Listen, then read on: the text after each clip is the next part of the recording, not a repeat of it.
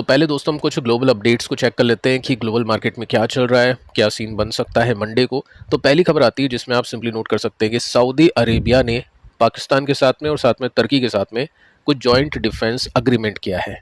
अब इसके अंदर क्या है, तो बेसिकली जॉइंट डिफेंस अग्रीमेंट का मतलब ये होता है कि किसी भी कंट्री के ऊपर अटैक हो गया, इन तीनों में से जैसे पाकिस्तान के ऊपर अटैक हो गया या सऊदी अरेबिया के ऊपर अटैक हो गया, तो एक कंट्री के ऊपर अटैक का मतलब है कि तीनों कंट्रीज़ के ऊपर अटैक करना। यानी एक कंट्री पे अटैक का जो बदला है ना, ये दो कंट्रीज बाकी की लेगी। इट मीन्स अगर सऊदी अरेबिया के ऊपर अटैक हो गया तो पाकिस्तान और तुर्की सऊदी अरेबिया की तरह ये सोचेगा कि हमारे ऊपर अटैक हुआ है और उसका डिफेंस करेगी। अब ये सऊदी अरेबिया ने क्यों किया है, बेसिकली आपको बताइए कि यूएस नहीं बचा पाया सऊदी अरेबिया को, कई बार अटैक्स हुए हैं, ठीक है। और उसको लेकर कई बार वहाँ के जो किंग है उन्होंने रिक्वेस्ट की है ट्रम्प को कि अटैक रोक दीजिए क्योंकि हमको इसका डैमेज भुगतना पड़ रहा है। इसको लेकर देखो यहाँ पे ईरान ने ये बोल दिया है कि पेपर अग्रीमेंट जो आपने तुर्की के साथ में किया है, पाकिस्तान के साथ में किया है, वो आपको सिक्योर नहीं करने वाले हैं। ईरान ने धमकी दे दी है सऊदी को। यहाँ पे मेंशन कर रखा है कि पेपर अग्रीमेंट से कुछ नहीं होगा। जैसे कई सालों तक आपने यूएस के साथ में जो टाइप्स किए सिक्योरिटी को लेकर, उससे कुछ नहीं उखाड़ पाए, तो अल्टीमेटली इससे भी कुछ नहीं होगा, ठीक है। तो ये एक अपडेट है जो कि नेगेटिव है। इसके बाद में देखिए दोस्तों, यहाँ पे मेंशन कर रखा है कि ईरान अभी चाहता है कि यूएस और इजराइल के जो शिप्स हैं वो हॉर्मुज से दूर रहे। और हॉर्मुज की जो डील अभी होने वाली है, जो अभी हुई नहीं है, उसके अंदर ये आ सकता है कि यूएस और इजराइल के जो शिप्स हैं वो वहाँ पे नहीं चलेंगे। बाकी कंट्रीज़ का जो ट्रांसपोर्टेशन है वहाँ पे हो सकता है ओके तरीके से, उसमें कोई प्रॉब्लम नहीं आएगी, लेकिन ये दोनों कंट्रीज़ के शिप्स वहाँ पे नहीं चलने चाहिए। अब ये भी नेगेटिव न्यूज़ है। इसके बाद में एक और न्यूज़ आती है जिसमें पहले आपको पता ही है कि जो इनके पहले सुप्रीम लीडर थे उनकी तो मौत हो गई अटैक के अंदर, लेकिन जो अभी नए लीडर बने हैं इनकी भी दोस्तों कंडीशन काफ़ी क्रिटिकल है। ये काफ़ी क्रिटिकली बीमार है और इनको क्रिटिकली हॉस्पिटलाइज किया गया है, ये इजराइल की मीडिया ने कहा है। उनके जो इंटेल है, इंटेलिजेंस है, वहाँ से ये न्यूज़ आती है। तो ये न्यूज़ भी नेगेटिव है।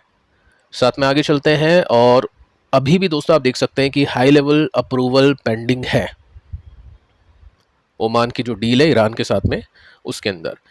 अब देखते हैं क्या अप्रूवल पेंडिंग है, क्या डील होती है इसमें, यूएस किस तरह से चीज़ों को देखेगा, फिर यूएस का क्या कहना होगा। और जितनी भी अपडेट हमने सुनी है अभी, जो अब मैंने आपको बताई है, सब कुछ नेगेटिव है।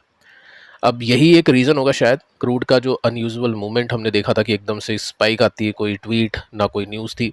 देखते हैं क्रूड अभी किस तरह से परफॉर्म करेगा। ये क्लोजिंग बेसिस का प्राइस है जो कि 82 के आसपास बंद हुआ है। अब ये भी महंगा ही है वैसे तो, क्योंकि अभी डॉलर की वैल्यू भी बढ़ चुकी है, तो $80 भी हम पे कर रहे हैं पर बैरल के ऊपर, तो भी काफ़ी ज़्यादा है। प्लस और भी काफ़ी एक्सपेंसेस होते हैं, मैं आपको ऐड करके बता चुका हूँ, जिसमें इंश्योरेंस आता है, ट्रांसपोर्टेशन आता है, कुछ फीस होती है।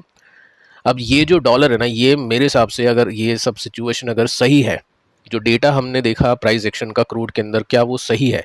अगर वो सही है तो तेजी बन सकती है, ठीक है। मैं आपको ऐसा नहीं डरा रहा हूँ कि मार्केट गिरेगा ये वो, जस्ट हम डेटा के हिसाब से बात करें और डेटा आपको थोड़ा सा कॉशियस रहने का आइडिया दे रहा है ब्रॉडर मार्केट के लिए। तो अब स्टॉक्स पे आ जाते हैं, स्टॉक्स पे बातचीत कर लेते हैं। कल वैसे हम ऑलमोस्ट सारी कंपनीज डिस्कस कर चुके हैं, कुछ कंपनीज रह चुकी है, उसको अभी हम यहाँ पे देखेंगे। देखिए फाइन ऑर्गेनिक्स 4% ऊपर गया था ये, इसके रिजल्ट 354 पे आए थे, यानी मार्केट के जस्ट बंद होने के बाद में आए थे। इनसाइडर ने बाइंग की, उनको लगा कि नंबर अच्छे आएंगे, वैसे नंबर अच्छे हैं। मार्जिन हम देखें तो 21 का 25 हो चुका है, तेजी है। रेवेन्यू भी बढ़ चुका है, प्रॉफिट भी बढ़ चुका है। दोनों का परसेंटेज देख लेते हैं तो प्रॉफिट 18% ऊपर है और साथ में रेवेन्यू भी 18% ऊपर है। तो नेट प्रॉफिट में थोड़ी सी कमी हुई है, क्योंकि जब प्रॉफिट के मार्जिन बढ़ते हैं तो नेट प्रॉफिट ज़्यादा आता है, बट ऐसा हुआ नहीं है। लेट्स सी कि मार्केट को कैसे रिजल्ट लगते हैं। फिलहाल तो अपने एक सेलिंग जोन में आ चुका है जहाँ पे कई बार सेलिंग हो चुकी है, ठीक है। और ये जो गैप है ये 40% का है। जो भी ट्रेडर लोग हैं वो प्ले करते हैं इसके अंदर। फिलहाल अभी जो मूवमेंट आप देखोगे, ये चार्ट आप देख सकते हैं यहाँ पे, हायर लोज हायर हाइज के हिसाब से चल रहा है। तो कल देखते हैं कैसा रिएक्शन आता है, यानी मंडे को। बाकी नंबर्स ओके ओके दिखाई देते हैं। इसके बाद में आते हैं यूनो मिंडा। इसको लेकर आपके काफ़ी सारे क्वेश्चंस आए हैं, इसके नंबर्स आ गए थे कुछ दिन पहले, हमने मिस कर दिए थे, तो एक बार मैं आपको बता देता हूँ कि नंबर्स कैसे हैं। फर्स्ट हम देखेंगे तो मार्जिन इसमें थोड़े से कम हुए हैं। उसके बाद में हम प्रॉफिट एंड सेल्स पे आ जाते हैं परसेंटेज बेसिस में, या हम ईपीएस को ही देख लेते हैं कि ये बीट है, मिस है। तो वैसे बीट है, जो भी एस्टिमेट था उसके हिसाब से कंपनी ने नंबर्स दे दिए हैं, यानी अच्छे नंबर्स हम बोल सकते हैं, इसको ग्रीन झंडी हम दे सकते हैं।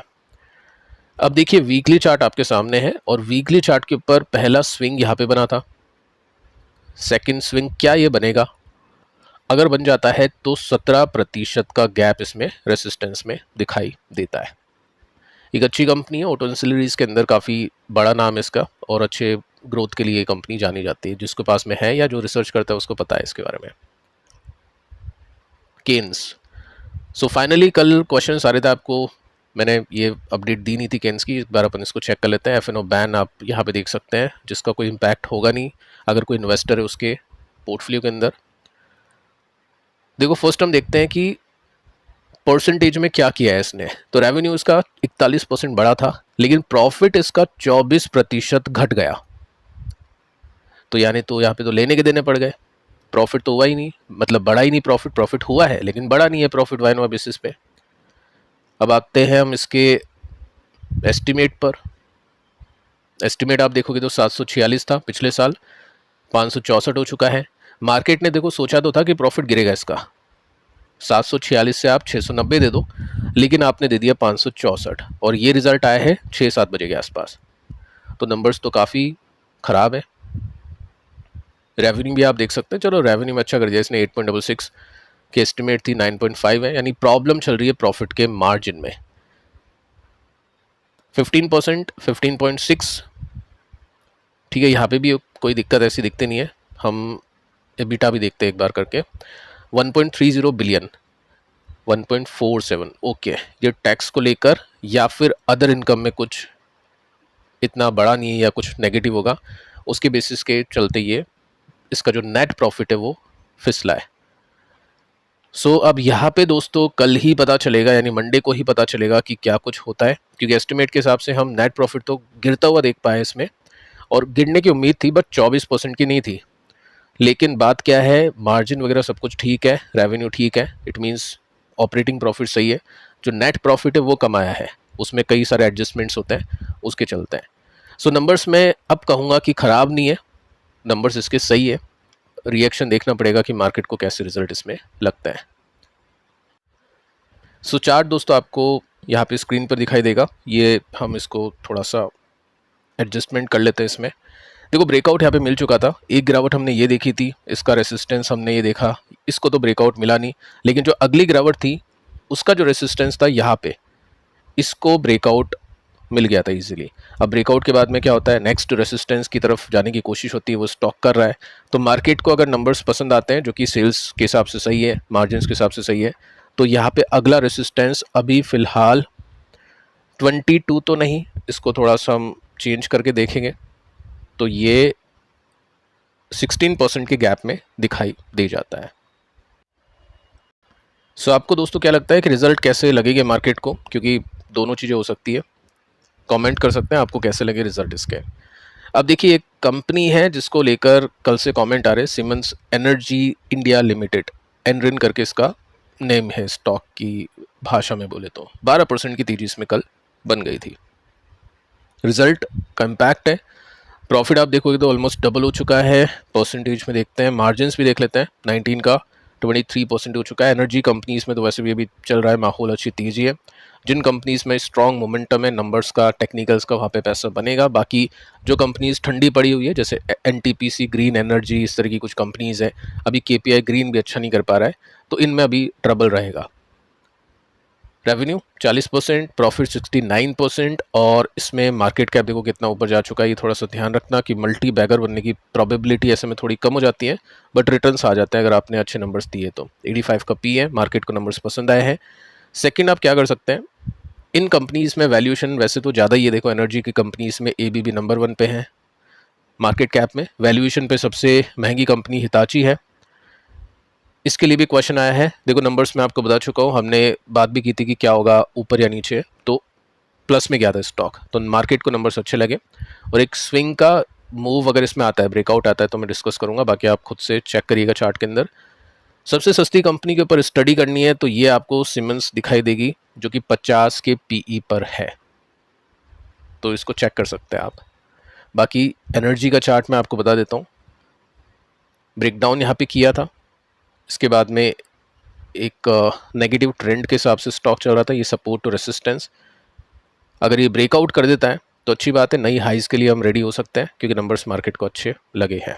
तो ब्रेकआउट के बिना तो दिक्कत है क्योंकि ऑलरेडी वैल्यूएशन एक्सपेंसिव है, मार्केट सब कुछ देखकर ही ब्रेकआउट करेगा, गाइडेंस वगैरह सब कुछ, तो वो सब आपको ज़्यादा देखने की आवश्यकता नहीं होगी। आएगी तो मैं उससे आपको बता ही दूंगा, लेकिन स्टिल प्राइस एक्शन के ऊपर ज़्यादा फोकस आपका होना चाहिए उन कंपनीज में जहाँ पे ज़्यादा वैल्यूएशन है। स्टेट बैंक ऑफ इंडिया, इसके भी नंबर्स में मिस कर गया था, क्वेश्चन सारे इसको भी चेक कर लेते हैं। 1% की तेजी बनी है, देखो नंबर्स इसके ओपन मार्केट के अंदर आए थे। परसेंटेज में देखिए तो नेट प्रॉफिट 10% बढ़ा है, रेवेन्यू 8% बढ़ा है, डिसेंट ग्रोथ है। बट यहाँ पे देखो सबसे अच्छी बात क्या है कि एनपीए और जीएनपीए और नेट एनपीए कम हुए हैं। तो इन बैंक्स में सबसे खराब बात यही थी कि इनकी एसेट क्वालिटी की धज्जियां उड़ी पड़ी थी, काफ़ी ख़राब थी। लेकिन अभी आप देखोगे तो एनपीए कम हो रहे हैं इनके। सो एनपीए कम होने का मतलब है एसेट क्वालिटी आपकी सुधरी है, which is very good. Technicals को देख लेते हैं। डे चार्ट आपके सामने है और इसमें एक स्विंग यहाँ पे निकला था, अगर ये स्विंग निकलता है तो वेल एंड गुड, नहीं तो कम से कम हम यहाँ पे ऑल टाइम हाई की भी बातें करें तो इसको पहले ब्रेकआउट करना पड़ेगा, तब जाके अभी तो 12% का ही 8-10% का गेन बचेगा। तो वैसे बैंक अच्छा है बट जो रिस्क रिवॉर्ड है, मार्जिन ऑफ सेफ्टी या रेसिस्टेंस के बीच में गैप, वो कुछ खास नहीं है। सो फिलहाल दोस्तों इस वीडियो में इतना ही। पिछले 4 वीडियोस जो मैंने आपको कल दिए हैं ज़रूर से चेकआउट करना, काफ़ी ज़रूरी है। इन कंपनीज़ को हम दोबारा डिस्कस नहीं करेंगे तो इनको चेक कर लेना, मंडे के लिए इंपॉर्टेंट है। मिलते हैं नेक्स्ट वीडियो में, तब तक के लिए बाय।